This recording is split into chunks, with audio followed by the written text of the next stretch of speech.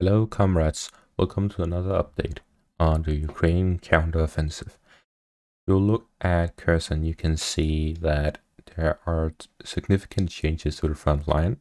Like I mentioned last video, the Russian defenders stopped the Ukrainians in the south and pushed northwards to assist in the defense here, where they have successfully pushed Ukraine out of the highway and are stalling them in Soldatske, as well as fighting north of Kiselivka and east of Lahodatne, while the Ukrainians are fighting at Zeleny High and have taken Lyubomirivka.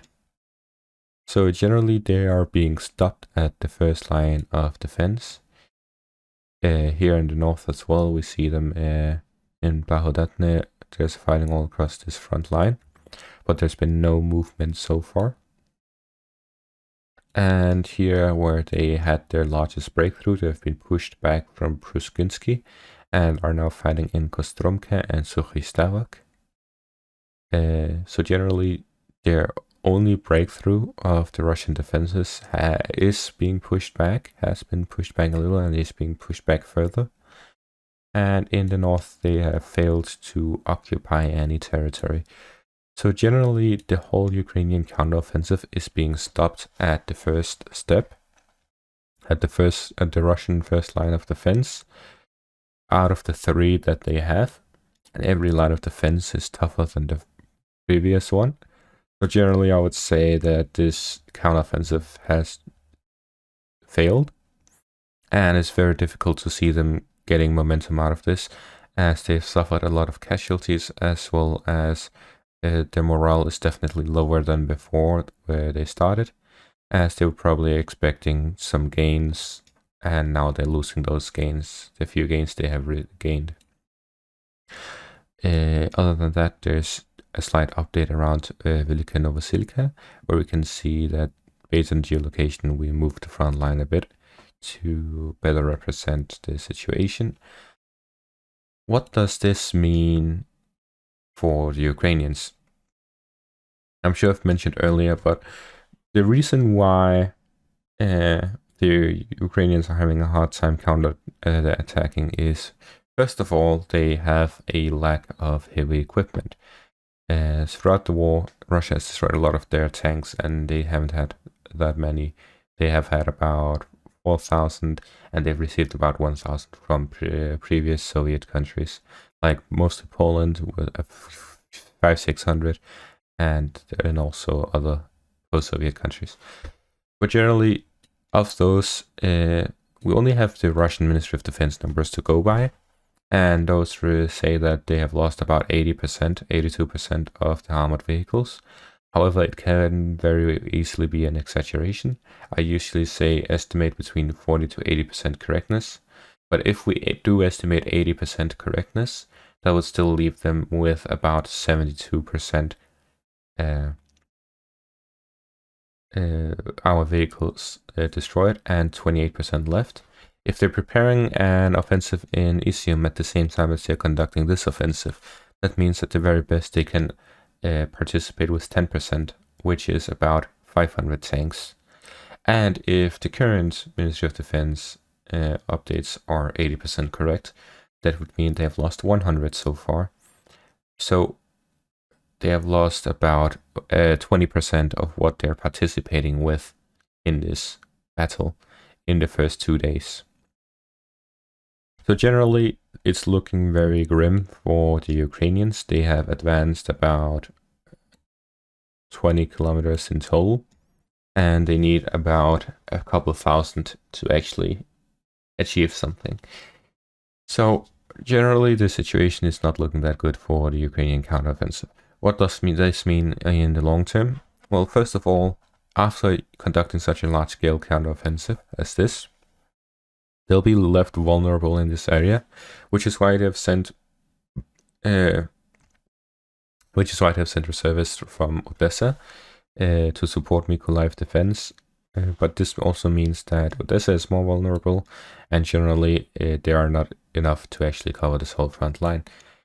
Meaning, if Russia doesn't suffer too many casualties, they can as soon as this counteroffensive is over, they will be able to conduct a counteroffensive, where they will push towards Mykolaiv, Kryvyi Rih, nearby major settlements, to kind of punish the Ukrainians for overextending.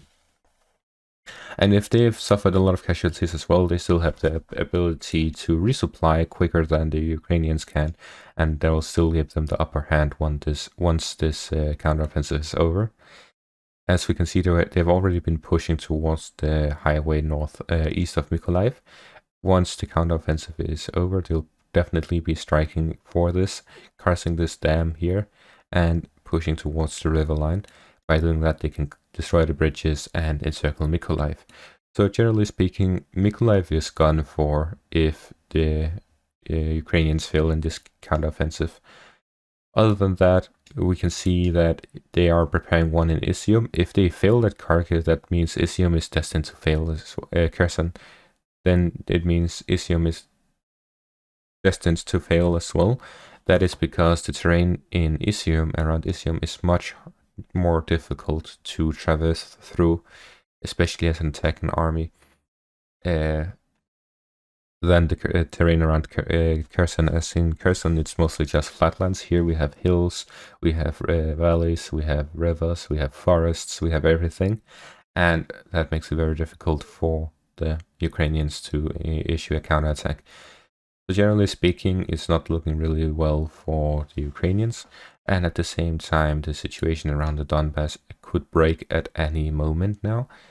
Weirdly enough, we haven't had any updates since the Ukrainian counterattack at the start of the last day of the month of August. We're now in the first day of September, and the situation is very stable. Generally speaking, they probably have had their hands full with this invasion strategically. However, it's weird to see how it's been stable for this long. What the failure of this offensive means in the grand scheme of things generally means that the support for Ukraine in Western countries, specifically in European countries, will dwindle, and they will be less motivated to actually send some support, as from what we can see, they have sent a significant amount of support for the Ukrainians, yet the Ukrainians are unable to conduct a successful counteroffensive. I know it's early that I call it failed. However, if they do not do anything in the next 24 hours, achieve more lands, counter the Russian counteroffensive, do something that is significant and actually take at least somewhere in this area, or at the very least break through the north or the south, they'll not be able to do anything in this offensive because they are failing at the first line of defense out of the 3 lines of defense that there are, which shows that they are completely unable to defeat the Russians.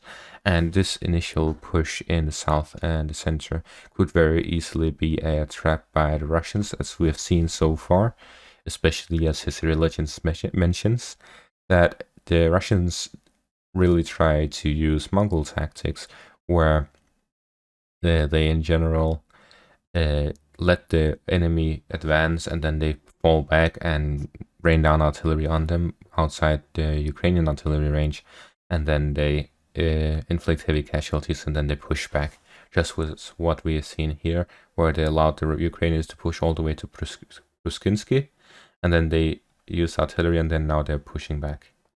So generally the tactics of the Russians makes it very difficult for anyone to conduct an offensive, especially if you're lacking heavy equipment. So yeah, that's it for this video. Thanks for watching and have a great day.